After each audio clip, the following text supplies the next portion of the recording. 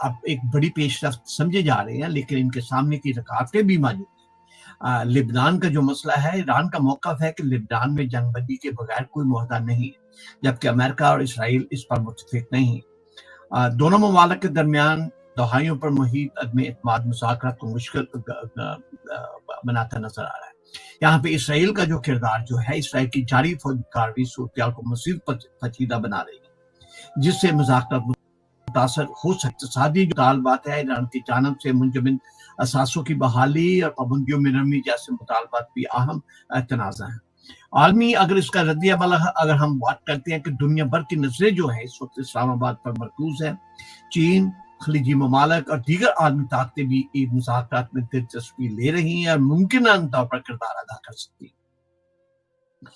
یہ مذاکرات نہ صرف خطے بلکہ عالمی معیشت کے لیے بھی اہم ہے، خاص طور پر تیل کی ترسیل کے حوالے سے۔